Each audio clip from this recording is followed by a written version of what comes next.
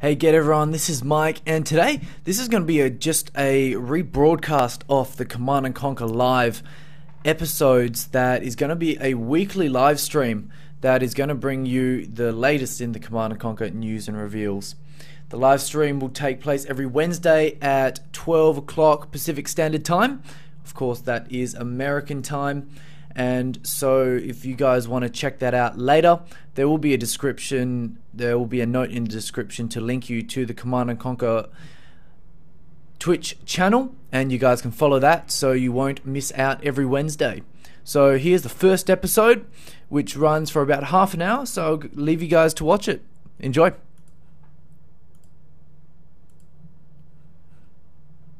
Hello and welcome to CNC Live. We're coming to you from Los Angeles, California at the Victory Game Studio. I'm Matt Marcoux. Joining me is Jason Savopoulos and a bunch of other friends, CNC friends we'll introduce you to later. Now, if you're just tuning in, you might remember us from Gamescom, where we brought you guys the very first look of Command & Conquer. We heard your feedback, and yes, it is true, we will be coming at you every day on the Wednesday at this hour, at noon. Yep. That is until they inevitably fire us. Whoa, speak for yourself. This pretty face here has got a job locked in for a while. All right, so we have job security there to the looker. But since I have limited time with you, I'd like to get straight into the meat of the show. We're going to show you what you really want to see. That is CNC action, CNC alpha gameplay.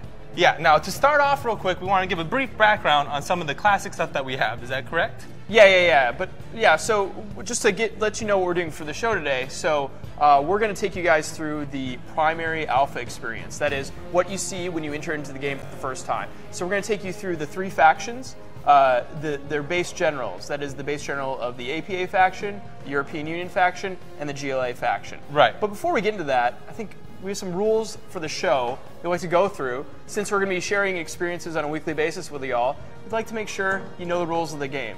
Yeah, so now they're fun rules, right? They're Fight Club rules. They're not exactly Fight Club rules, dodgeball rules. If you're good at dodgeball, you can get peppered. They're not like tax rules. I love tax rules, but I'm kind of weird. No one should like tax rules. Yeah, I don't like them so much. I dread that timing when it comes in April.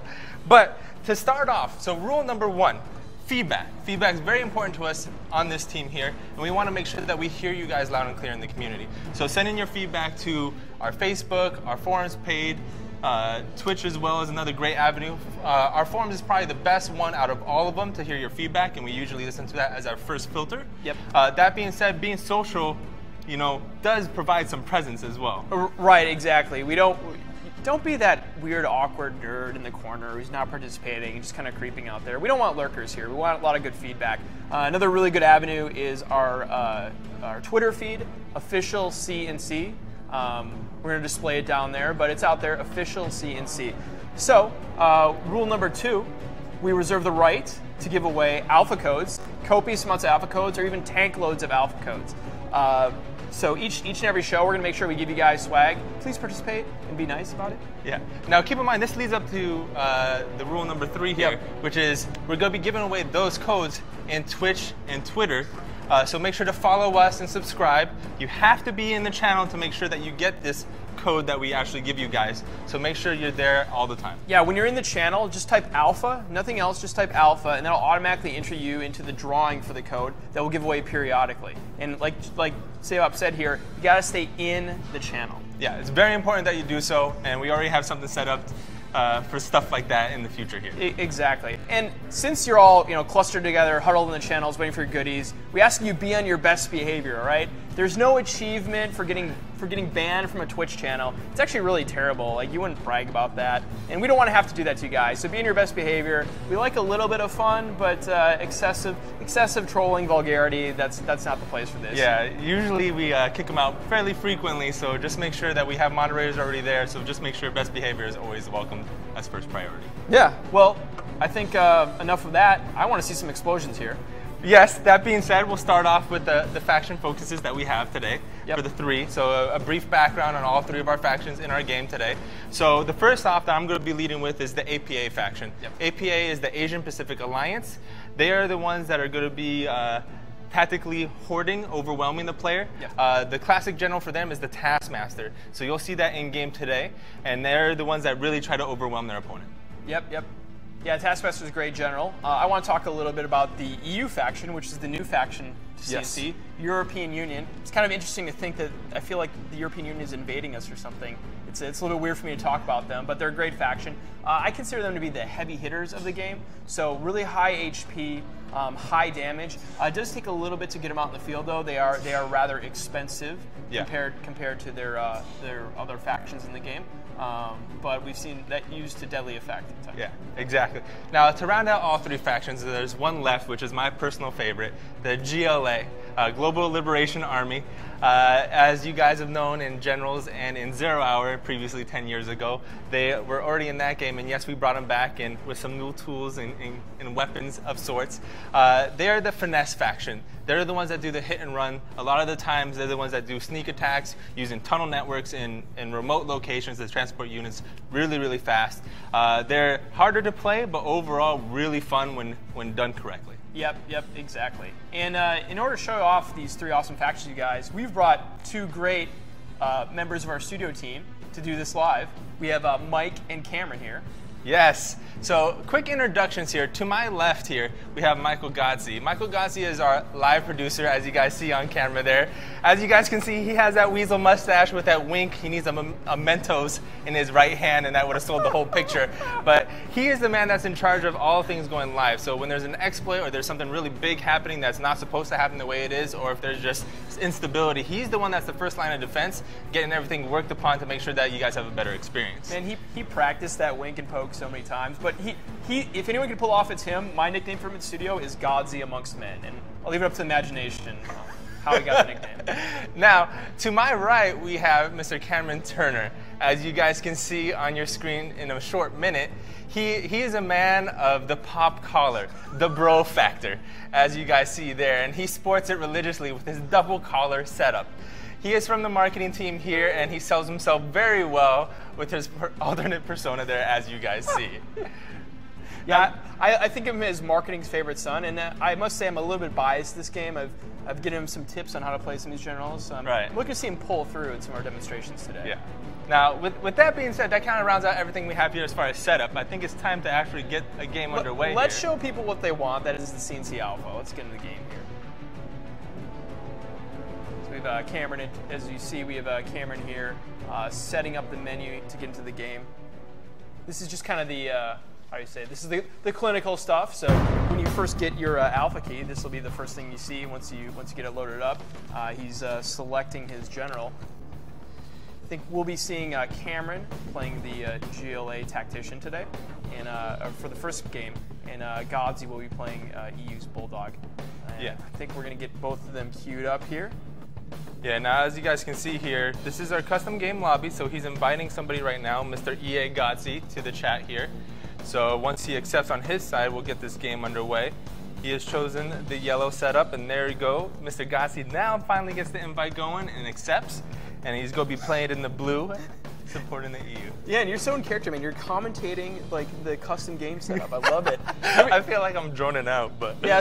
Sometimes, like, you ever just like walk around and just like give commentary on like everything you're doing. It's kind of funny. Sometimes you get used to that, and all of a sudden, just like talking constantly. But it's for the benefit of you guys in the show here.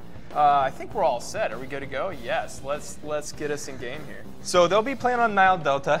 We'll give a brief background of how that map layout is strategically applicable to the game here for this matchup here. It's nice and easy. It's a very open map. Yeah. I feel very open. But yet not a huge map. It's tight. So I think that'll lend a lot to the GLA hit and run tactics overall. Yes. It'll be a little bit more difficult for the EU to defend. Yeah. In my opinion. He'll have to play the choke points fairly hard just to make sure that he's not exposed constantly. Yep. And I think we're starting over here on Cameron's side, GLA side. So a couple of things on the GUI that I want to point out to you guys. So obviously you have mini-map in the lower left-hand corner. You'll see right next to that, you'll see the general portrait. So that's the tactician general, reminding you who you selected in game in case you forgot. Next to him are a list of his player powers and experience level. So as he goes through these conflicts, as he's destroying units, that general actually builds up experience to which he can use to lay out player power. Now, as you guys see here, he just started off building the War Factory. Obviously, vehicles is his emphasis right now. He's probably going to use that to his advantage to get a scouting unit out there and to be able to kind of see the vision of the map and see what his opponent is doing. At this time, as you guys see here, for the GLA, the amount of workers required to be at optimal point of optimization for harvesting is actually 8.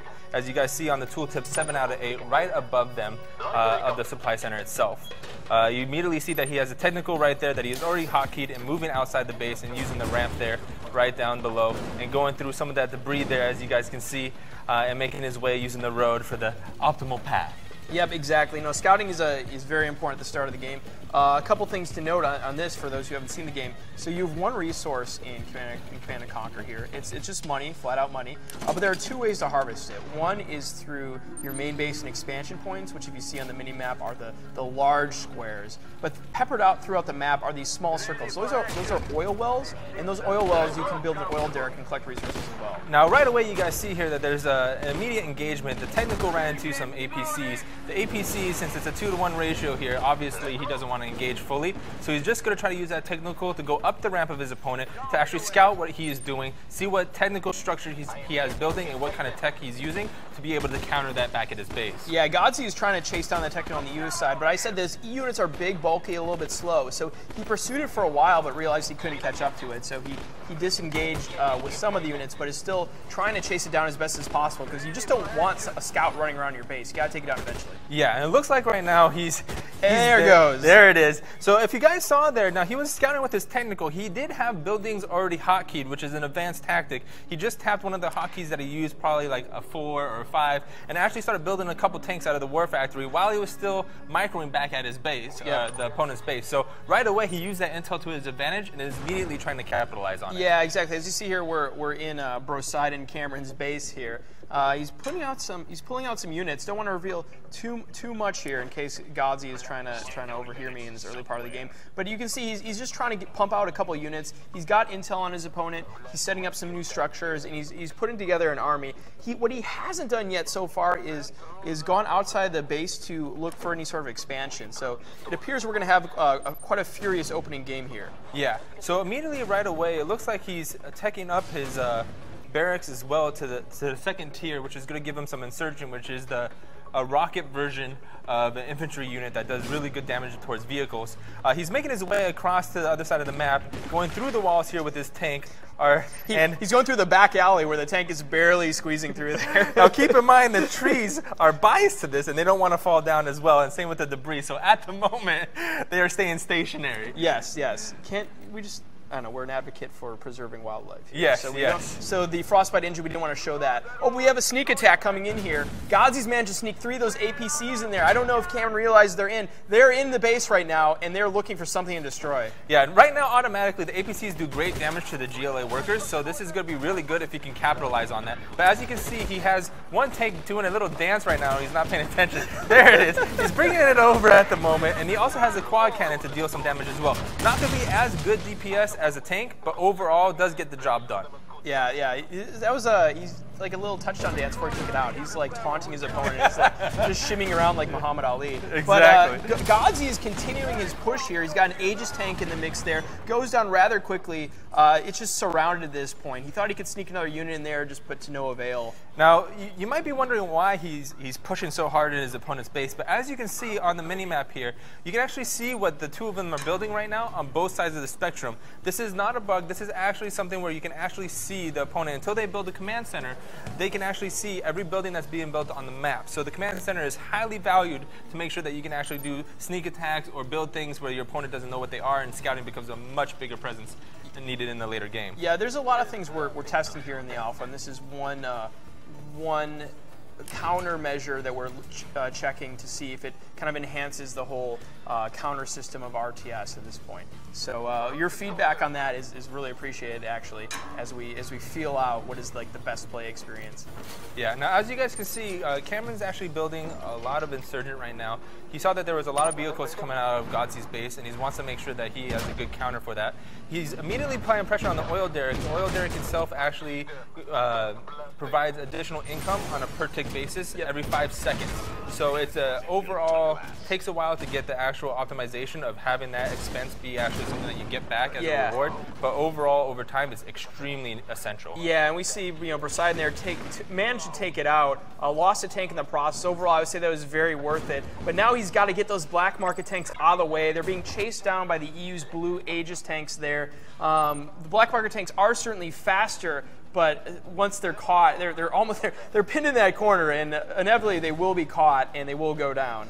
He's making his way to the second oil derrick as well, just trying to take out the economy of Gotzi's base here and really trying to make sure to shut it down. As he's doing that, he's doing a great tactic here. As you attack the opponent, it leaves them vulnerable for the map presence, right? So automatically, Mr. Poseidon over here is actually taking an oil derrick for himself on his side of the base. Yeah, it's very good. And oh, he just barely gets that second oil derrick.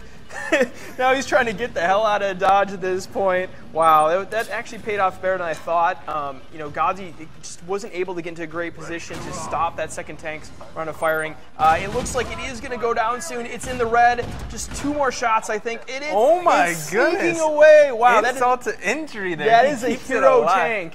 I feel this is like some sort of bad action movie where you got all the tanks chasing like the hero car there, and they just can't catch him, and he gets away. I love it. It's like in a scary movie where the girl falls down in like a critical moment and can't get back up fast enough. That felt like that right there. Yeah, you're just not sure what's going to go on here, but Gotzi is on patrol. That one tank is running for its life. It's not going to be able to hold up at all. Maybe he can get a scrap repair or heal it in some way. But right now we have Gotzi on the move with those 7 Aegis tanks. I mean, he can do a considerable amount of damage. He just needs to get over to Cameron's base. Yeah, and as you can see right now, going back to Cameron's camera here, it looks like Cameron is playing the choke point right now. There is only one ramp to get into the base using the vehicles or infantry, so he's playing that choke point very, very heavily. Right now, he's using that one tank to be really annoying and going after that additional oil derrick right now to actually just capitalize on shutting down the economy of Gotzi. This is super annoying. If I was on the receiving end, I'd be so bitter right now. Yeah, this is really great microplay here from Cameron, like understanding that he's he's falling behind in the macro game. He didn't have quite the economy expansion he needed to. Oh no, the hero tank goes down. I feel we should like name that, like Lester, we will always remember you. Lester the tank, I'm calling it, I don't know why. He didn't get the oil derrick there, so unfortunately, even though he was being annoying, it didn't capitalize on actually taking out the economy there. But it looks like the map presence is still going on, and there's going to be an encounter right back at Poseidon's base here. It looks like Gotzi's bringing the pain with those Aegis Cyber Command going down. That's to debuff the black market tank and other GLA units there. But we see Gotzi's unit army is just falling there. All those Aegis tanks just get mowed over. He made a kind of a tactical mistake there. Like he went through the side. He was trying to be sneaky and go through the cliff, but his units are big and bulky. They got caught on the corner there, and so they got caught in that choke, and that just allowed the GLA to mow them down pretty easily. Yeah, as you guys saw, Poseidon had a really good concave setup where all of his units could attack at once, whereas Gotzi had kind of that funnel tactic, so only the front ones could shoot, and overall just could not handle the pain. Yeah, it is. I mean, that shows you the importance of positioning there. When you're on the move, your units tend to kind of be in a line, so you have to be, especially for the slower moving ones, you need to be aware of that because it makes them like a little ant trail. It makes them really easy to pick off. Right, exactly, and unfortunately that's what happened there. He kind of got played in the choke as well.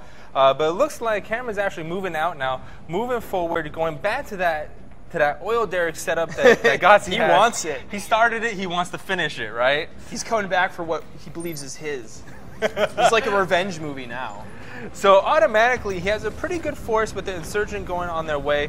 Back at his base, he was actually using the GLA tunnel network upgrade to make it so that vehicles can transport into the tunnel network. I believe he's going to try to use that momentarily, as you guys see there really quickly. So it's ready to go to transport units when he needs to, and he already did an expansion. Now, at this point, Gotzi does see this as well, because he still doesn't have a command center at this point, or does he? He does. I'm sorry. There he goes. Cameron points that to me right away. Look at this, noob. I do have one.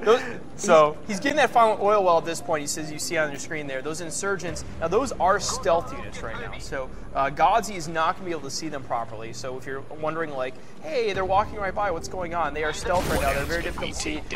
One burst fire there takes out that remaining oil derrick. Yeah. So now Gotzi knows that there's something happening over there, and he needs to prepare for it. So if he saw that blip really quickly, he would be able to see that they're all infantry and have an appropriate counter to take them down quickly.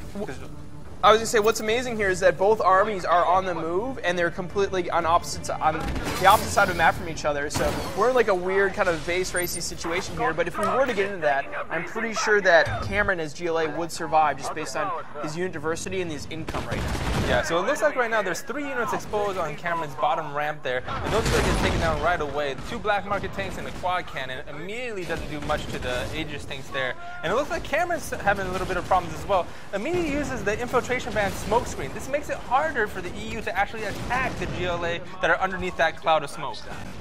Wow, that was some great play there between the Insurgent Cloak and the smoke screen. He managed to take out, I think there were 6 and 7 Aegis tanks there. I'm very surprised he managed to take that out. It seemed like a pretty, it seemed like the battle was swayed more in Godzi's side with his heavy beefy EU faction, but those with the kind of the hit and run tactics and the smoke screen, Cameron pulled out the victory in that battle there. Yeah, he definitely did. Now, as you guys can see, Cameron's actually winning here. Why? Because he has 1 oil derrick up and an expansion that already has 5 out of the 8 workers ready to go for optimization. So overall, even though he didn't do much to the base because Godzi has air units now, it turns out that the economy game, he's actually winning. So overall, you know, preparing for the later game, he's going to win this out automatically. Yeah, it's flipped definitely. Let's actually flip the perspective over to Godzi to give a perspective on what he needs to do to counteract this attack here. So we flipped over.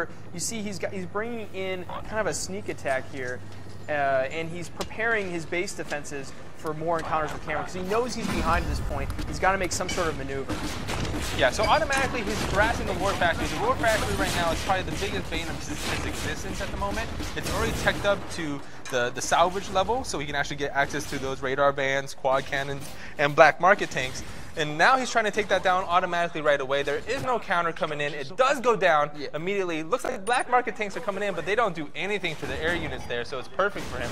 But as you can see, the Insurgent are decloaking right now, and it looks like God's saying, screw that, I'm out. Yeah, he got what he came for. That's really great. Oh, he goes back. Why did he go back? He had it. That's called greed right there. But those units are the Phantom units. They're great for the stealth attacks, hit and runs. I would say they are probably EU's only kind of hit and run tactic compared to the GLA, which is like completely about hit and run tactics. Now, as you guys see here, if we switch back to Cameron's view really quickly, there's a little sneak attack. He used that tunnel network right away, and he built it right at the back of Godzi's base while that was all going on. He has a radar van there as well, which is the GLA's version of a caster unit. As you see the orange bar underneath, it works off of a heat system, so the more stuff you cast, the higher the heat it is, and then if you don't have room in the heat and it overloads, you can't do anything with it. Wow, wow. Yeah, Cameron's like, hey, you're doing a sneak attack? Well, I'm the master of sneak attacks. Boom, just comes in backdooring there, taking out that power.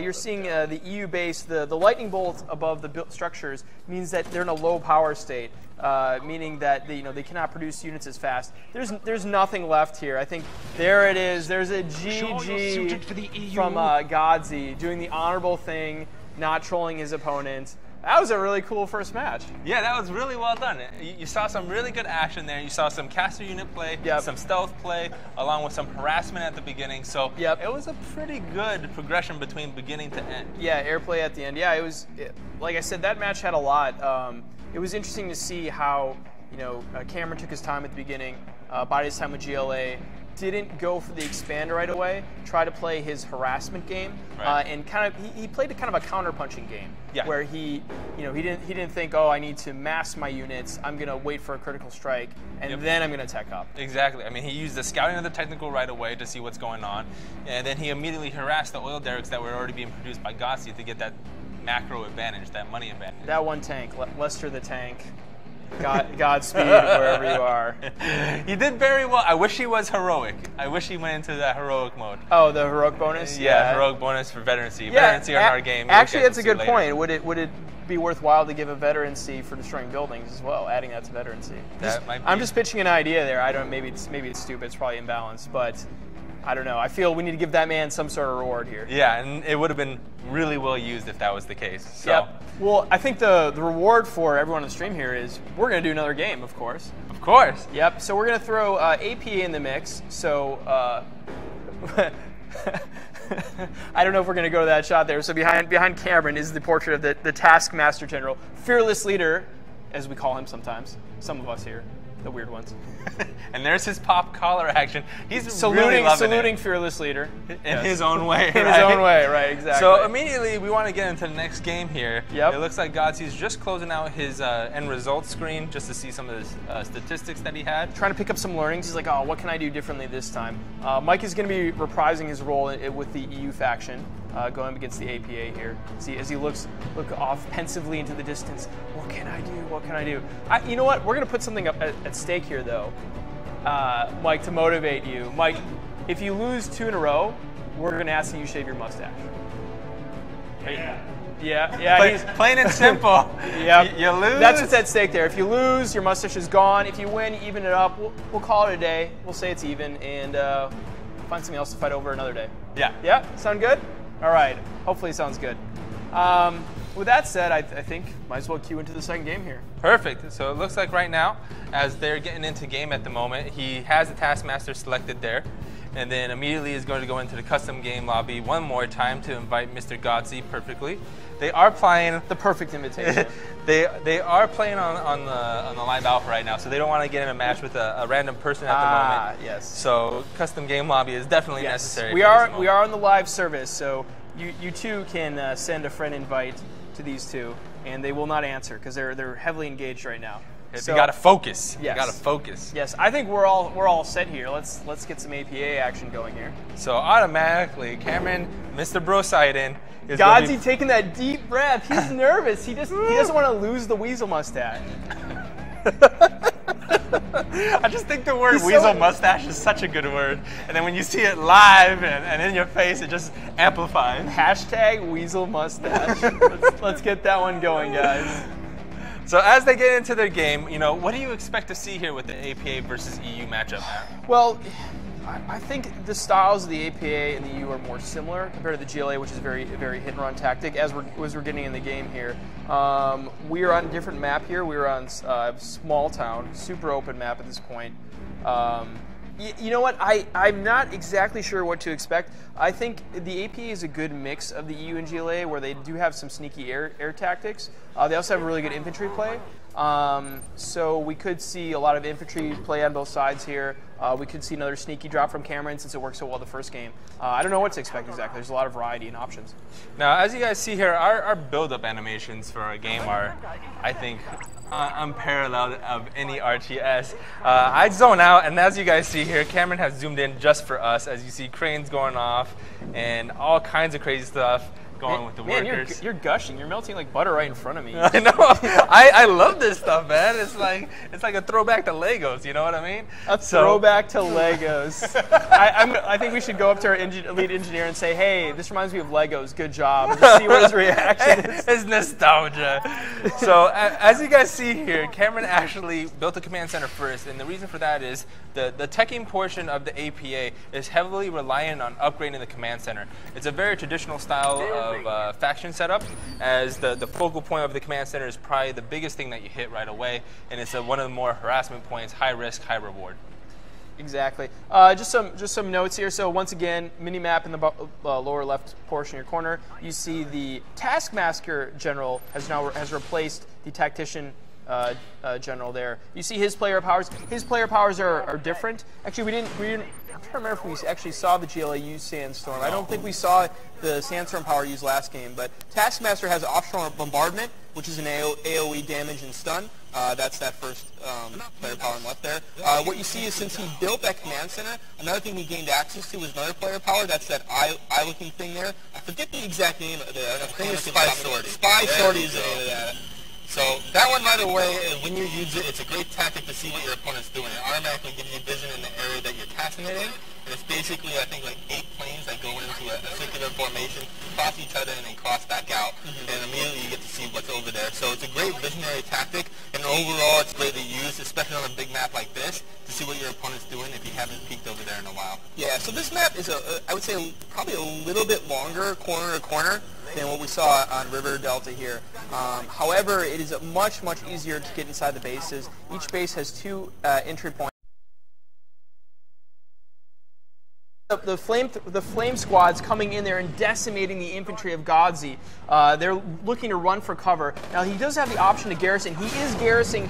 Both units have garrison there to take each other out. So now we have a little bit of a fight here. This is like Black Hawk Down or something. Some sort of war movie here. Now, the flame soldiers actually do good damage to our garrison setup, so it actually damages the units inside. But I think right now what's happening is that it's just numbers compared to numbers, and it looks like APA just has less. Yeah, I think those flame squads are fairly expensive. I think they cost like 550-ish compared to the rifle soldiers. 500 was correct. 500, damn it. So angry. Don't second guess yourself, and I think man. those rifle squads are only about 200 there. So having those 1 or 2 units really paid off. I think additionally he managed to garrison a lot earlier, which shielded a lot of the initial damage. I also don't quite know. There could have been a range factor out there. Intuitively, I want to say that those rifle soldiers had better range than the flame squads, but I'm not 100% sure on that. Don't quote me. Now, keep in mind, he does have a good point. When you garrison in our game, you actually get a range boost, so you are correct on that. Yeah. So automatically, right away, garrisoning is a tactical advantage, along with giving you a little bit more armor of the building itself. Yep. So, we have another sneaky play here. Godzi getting in that garrison right next to that oil derrick. Right next to that oil derrick. He's getting free shots off. There's no way to stop this. That's really annoying. You don't want to mix fire and oil. Bad things happen. Exactly. So right away, he's taking down that oil derrick, which is going to stop a little bit of the economy. The dozer goes down too. He actually tried to use that to attack the building, which didn't really do too much. It was just one of those, as it's there, try to do something with it. So it looks like that oil derrick went down right away, stopping the economy of the EU for Godzi. And this is actually going to be great, because now it looks like Mr. Cameron is actually teching up at the moment. And so right now you guys see the advanced war factory, or the heavy war factory, and he's automatically building artillery. So this is going to be great to see on the field, and it's going to be that high range of poke that you wanted to see from the APA. And right now, obviously, the Warlord tank and then the Gatling cannon are just decimating that infantry right there. Yeah, so we see Cameron here has managed to get out a healthy mix of his army. Not only he started off with infantry, but is now mixing tanks in there to further shield it. Oh, we've got a big surprise coming out right now. This is going to be, you know what, looking at what he's done so far, I think he's going to go for a lockdown strategy, right, where he's got a lot of infantry and faster, lighter tanks leading the pack, but he's got some heavier stuff in the back here. Now, as you guys can see, since Cameron actually built a command center, Godzi doesn't know what's going on. Right now, he's completely oblivious to what's happening, so he doesn't know that obviously artillery are being built, the heavy war factory is already in place. He doesn't even know that right now he's expanding to that oil derrick to the east side of his base, his natural base. So right now, Godzi's really in the dark. That's why he built those railgun soldiers to come in to see what's going on. They just didn't get far since he got met with some counter mechanics from Cameron. Yeah, exactly. Now, I think what's interesting here is Godzi's on patrol. Actually, if you could flip to Godzi's perspective, get a better sense of what he's thinking in right now. Yep, and he's on patrol at this point, looking for some. He's looking for revenge. I think he's lost that oil derrick. He's looking to cause some damage, see what he can do, make sure he's aware of what's going on at this point. Now he's using railgun soldiers. They do great damage towards the bunkers and garrison units. They automatically do great damage, along with against vehicles, and they do line damage. And that's offshore bombardment going down with a mix of the pyro and the warlord fire. Those railgun soldiers don't stand a chance. They just get mowed over.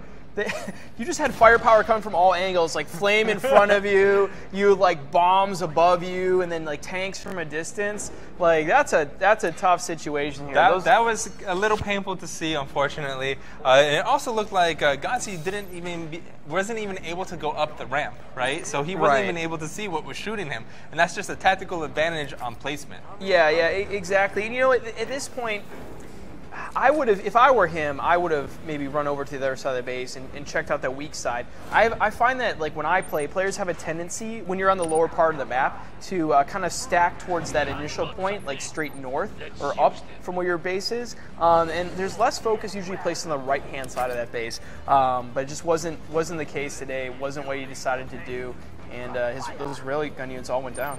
Yeah. Now, obviously, you guys see the artillery unit, the Thunderfist, being deployed. That is the deployed state with those 4 legs sprawled out like that. That means that it can shoot from very far range, and it does really great damage.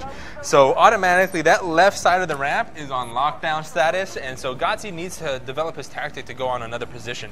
He can't keep using that same one over and over, so he really needs to develop a new strategy to have a plan of attack. Yeah, and you know what? I don't know if he needs to rush at this point. I mean, the resources on both sides look fairly even. Neither one has committed to expanding or teching in a drastic way. So right now, both sides are playing very defensively.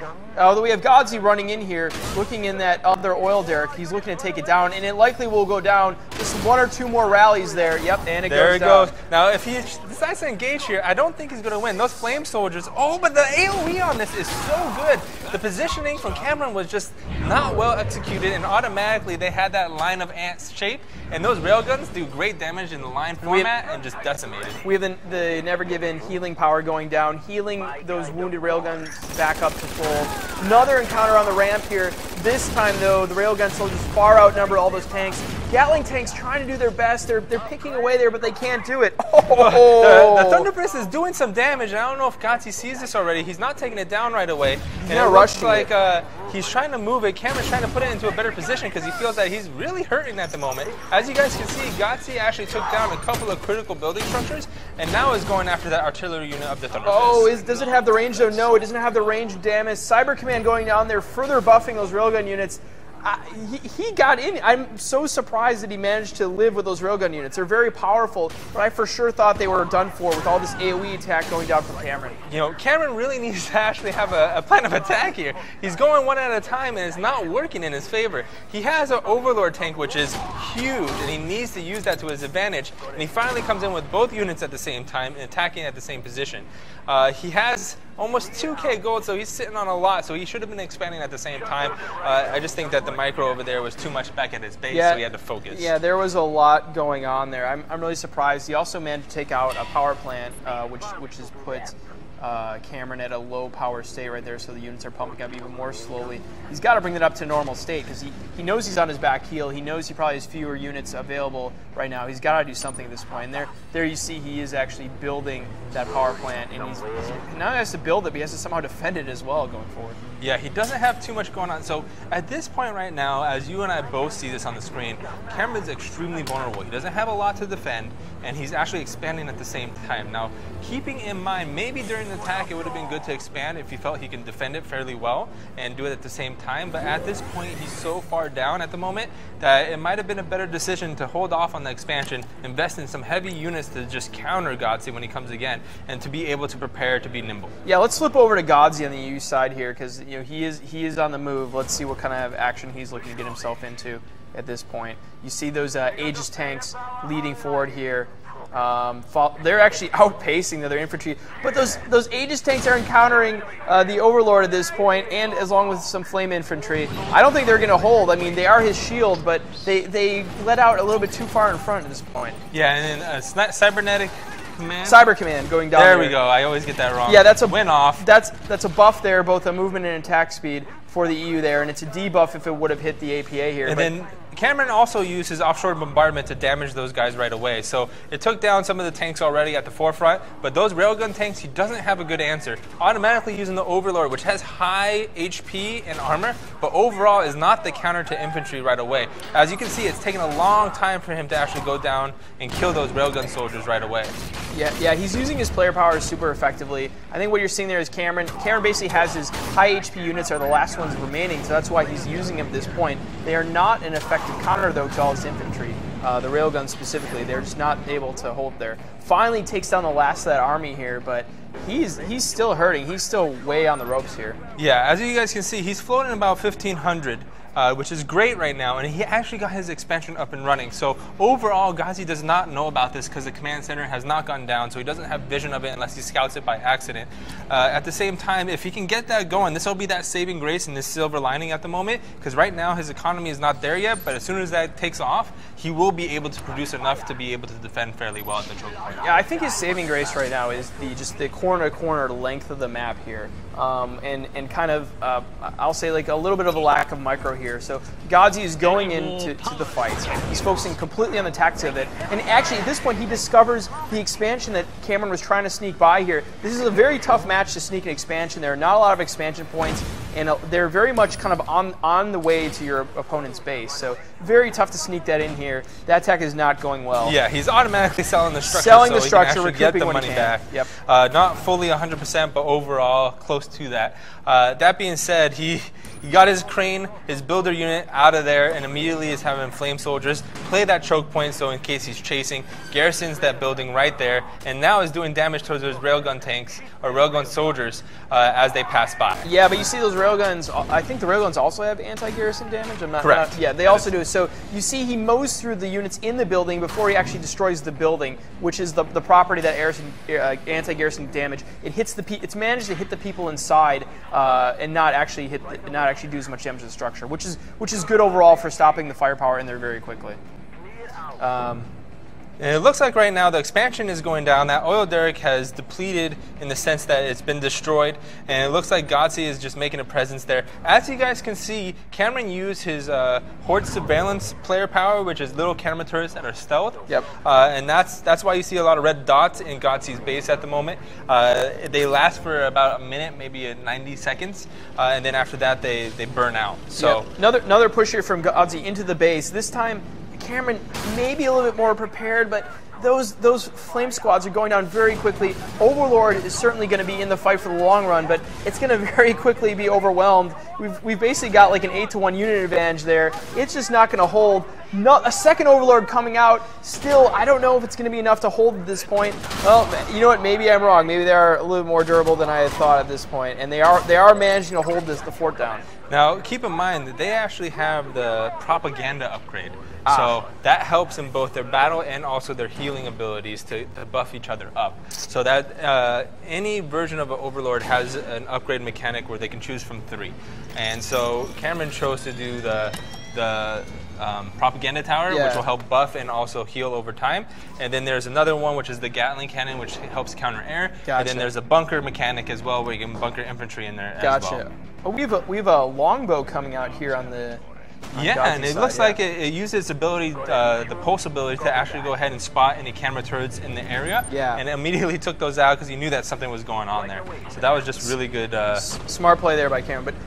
But the point I was getting to is smart play by Godzi. But the thing I'm getting to is, so Godzi had the advantage, but I feel he's like slowly losing it. And one of the reasons why he's been so focused on the micro tactics of each battle, he's not been paying attention to rallying his new units over to somewhere that'll be useful. Like if he had just rallied those railgun units from the barracks to the base, they would have been there ready to support already. And he didn't have that. He had to run them across the map again, which took probably a whole minute. And that's like really critical. You can spit out a lot of defenses in a minute and then really prepare yourself.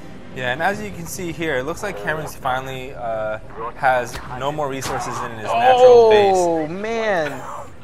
As you guys see there, the Thunder Fist actually making a great presence and doing some great damage towards all the infantry all at once as they were clustered up. There's a huge battle right now at the ramp.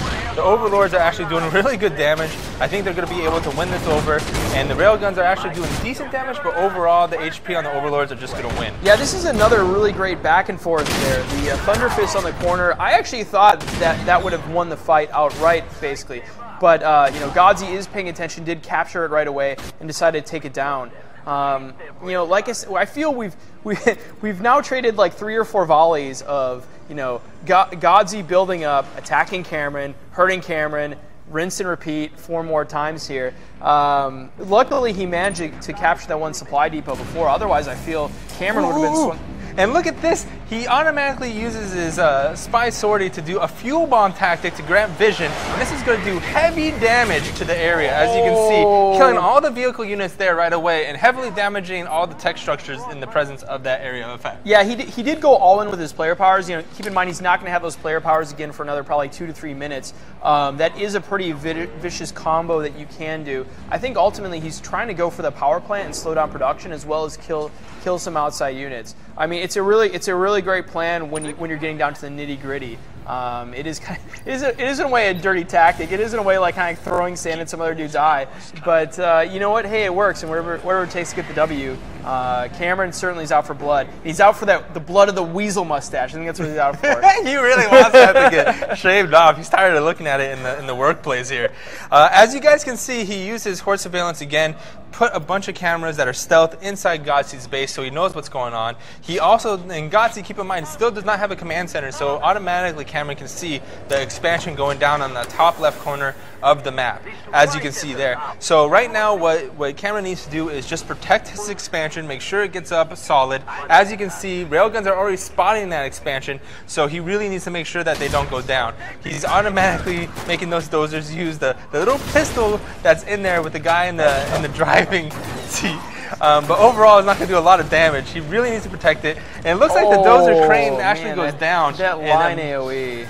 It does not look good for Cameron. I mean, this was his last chance. He spent a lot of money doing that, but he looks like he did cancel before it actually went down. Yeah, we've been in this game for 18 minutes, and I'm pretty sure that both of the main bases have been mined out at this point. Yeah, you do see that Godsy's base has been mined out. He's actually moving over his harvesters to harvest at a new base because he probably doesn't have enough money to build another 3 set of his own, or at least he's trying to conserve that money.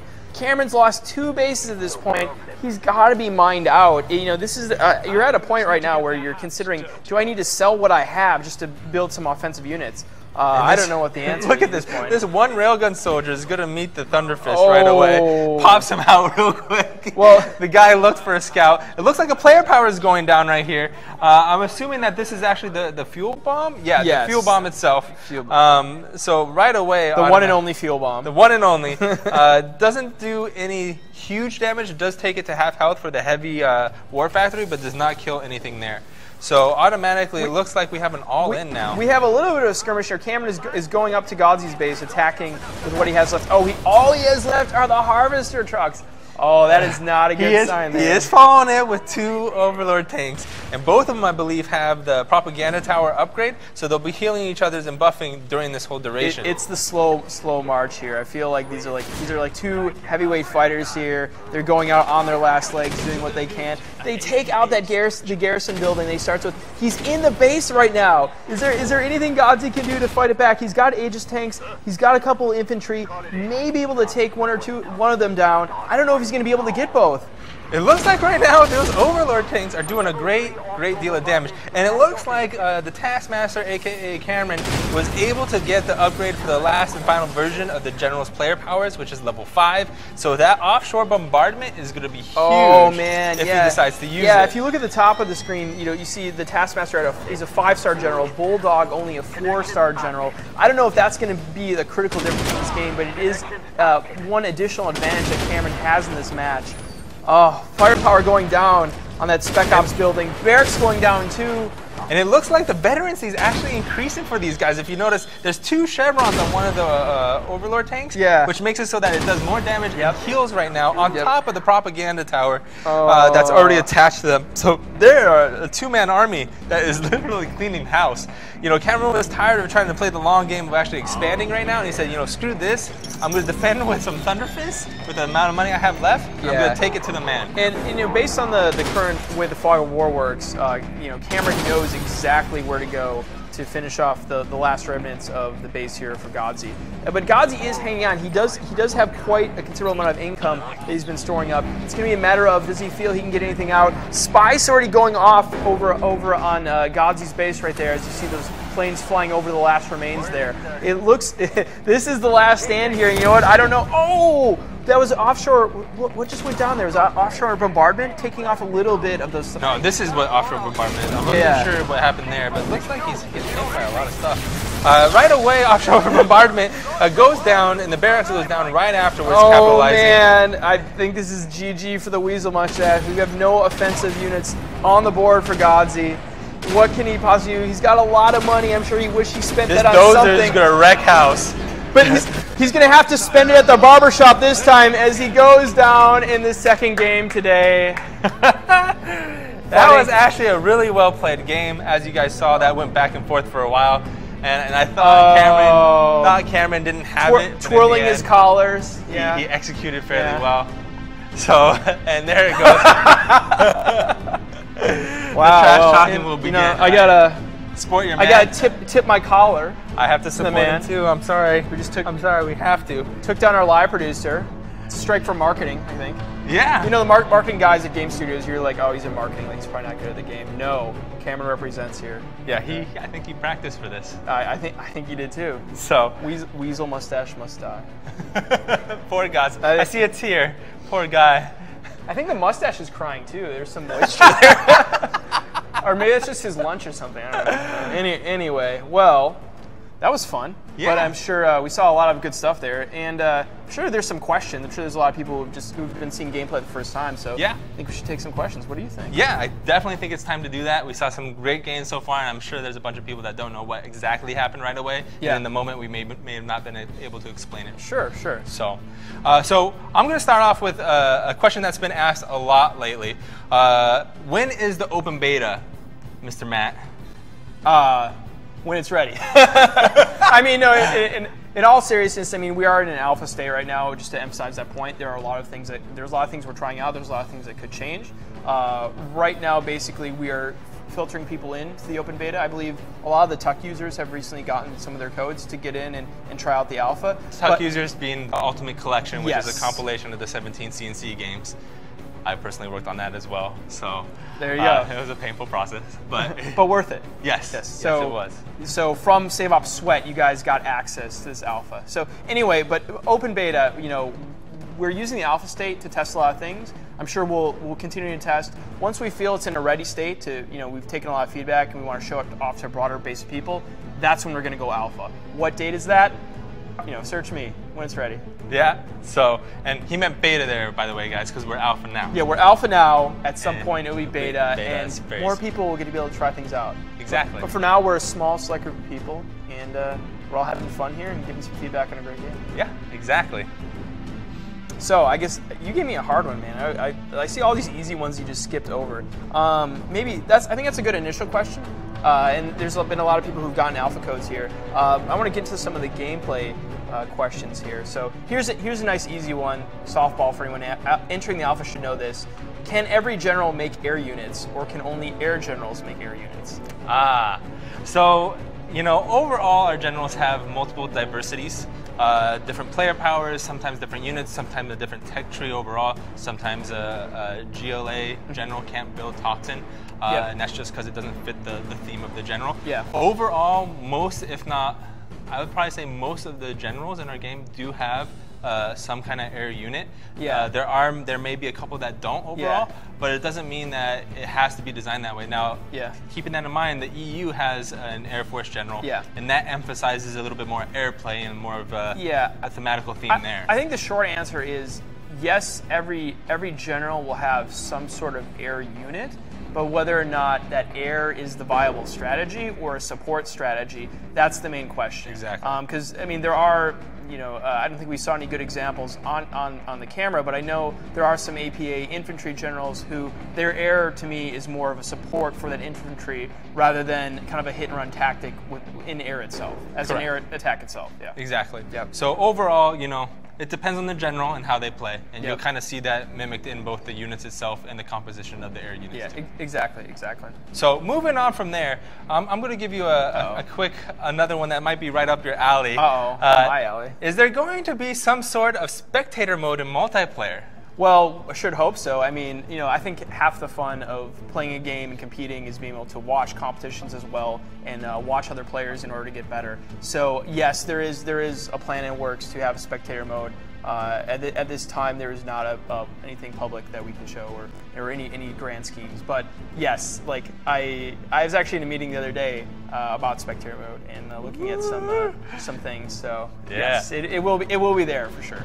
Good. I personally love it as well. Watching games is always fun, whether it's the MLG or GSL or ESL, whatever it is, whatever tournament's going on, watching them is always fun. Yeah, absolutely. All right.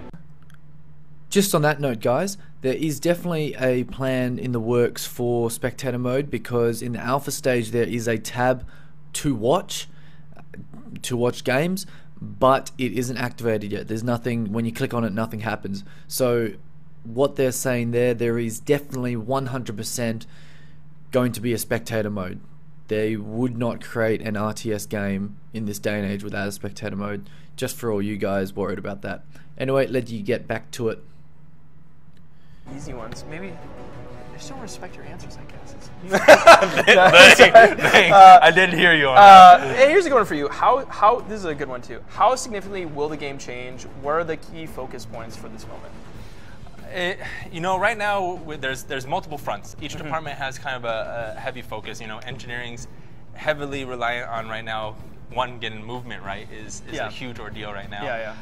And at this moment, as you guys saw, it's not perfect yet, but that's a continuous process. That's a long iteration that goes through its stages. And then the focus point right now is heavily on trying to make the generals unique, and then at the same time getting the balance right for the generals. I mean, every so often we drop a patch, or in this case a new release of something, an update, and we try to make the balance feel better, and then we add a small feature here and there, and trying to get it better and better over time. So it's kind of segmented depending on what it is. Perks was one that we released previously in end of August, and that's something that we're trying to tune right now and get right, because we don't feel that the community maybe gravitated as well as we wanted to with it, so we're using their feedback to get there. Yeah, for sure. My short answer to that is that gameplay is the focus. I mean, there's a lot of things that we're focusing on, but gameplay first and foremost, particularly like working within the Frostbite engine to just have the most fun experience, and then also making sure we're not leaving out any of the cool stuff from previous Command & Conquer games. Yeah, exactly. So with that being said, I'm going to try to find a little bit easier one for you. So this one's not too bad. Okay. So what are the max players in a game, and will it increase as more maps become available? Right, so I would say the max players in the game is 6, so the max mode we have is a 3v3 mode that you can accomplish. We have 1v1 modes, 2v2 modes, 3v3 modes. So the max you can get there is 6. If we get some good feedback about a cool massive mode, or internally we have an idea, I'm sure we'll test it out. I guess we'll see is the answer, but for right now, if people want to play in some 3v3 mass battles, you have that option. Yeah. Good. See, that wasn't too bad, right? That wasn't too bad. That was easier to lop up. Getting comfortable interacting with people.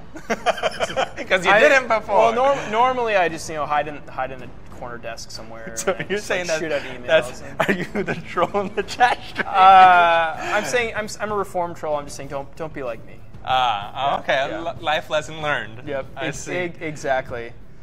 Well, let's see. Take one more question here. Let's see. This I think is a good point. Maybe someone had this question while we were describing the flame squads. Are flamer weapons, not true, are flamer weapons supposed to do AoE damage like railguns or toxins? So maybe you want to address like the AoE or infantry. Yeah, they definitely do. Yeah. And yes, they're intended in a similar fashion. Overall, they all work slightly differently. I would say that the flame soldiers have a little bit more of a cone shape than they do with the railguns. The railguns have more of a line damage AoE. And so there's a small difference there that's usually a little bit more tactical in a finesse play with high level 1v1 setups. So overall, there's a slight difference, but yes, AoE is supposed to happen and is similar to the railgun and the toxins. Yeah, and it makes it interesting to have different types of damage. I think in the games we saw today against Godzi, Godzi and Cameron playing against each other, you definitely saw like the differences in style when the flame squads walked up to the infantry, and immediately the infantry knew they were hosed, right? So they had to take that back pedal into the garrison in order to stand a chance, because they knew they were just going to line up and die. And then later on in the game, we saw a lot of the rail damage coming from Godzi's end, where it benefited. He got a lot of damage in some points. In other places, he just lined up a little bit too much, right? Right. Yeah. So that's good. Well, thanks for the questions, guys. We've distributed some keys. I actually want to give a shout out and I guess a thanks to people who asked questions and won some keys here. So welcome our new generals. I'm going to go through the list here. Hud House, Defrosted with 2 E's, Die for SOS, Silentel, Velador, Willendar. Wow. Oh, this is a hard one. You want to try this one? Sfari Golova. I'm going to do this. Odin Oki Volk. The HT Quantix. Mr. Spammer 135. My lifelong friend there. I know. No. And Flame Ore. I think his clan tag is Ore, and he's Flame. That's what I'm interpreting that as. Yeah. So welcome, generals. Glad to have you in the beta, or maybe you just tossed the key to a friend, which is great as well. Everyone wants to play with friends. Exactly, and that's perfect to have, right? Exactly. Well, I think that's about the end of the show. Next, I want to actually talk about a little bit what we're doing next week. Sure. Next week we'll be back, same time, similar format, noon Pacific time on Wednesday, and we're going to go over some new topics. We're actually going to be putting out a patch next Monday, so we're going to be talking a lot about that, the implications of that patch, new gameplay, new generals. You'll have to tune in and see what we do. Yeah, it's really exciting. I can't wait till next week. It's something near and dear, and it's a bigger update than usual, I think. So overall, there's a lot to talk about. But with that being said, we are over and out.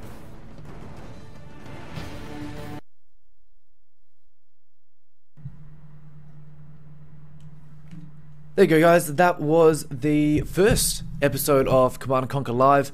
I will be uploading the videos to my YouTube channel until I see the official Command & Conquer YouTube uploaded. I have not seen that yet, but if they do that, then I shall stop uploading it, because my channel will become redundant if I am just re-uploading other things. So for the YouTube users that are not going to go on Twitch, this is for you, this video is for you.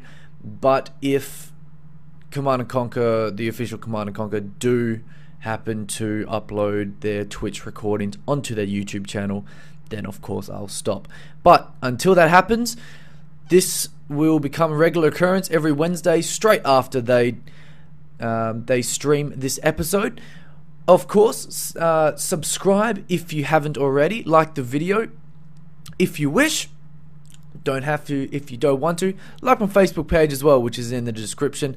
And I shall be releasing videos very shortly, both Command & Conquer and Command & Conquer 3. So I'll be seeing you guys hopefully in my next video, and have a good day. Bye.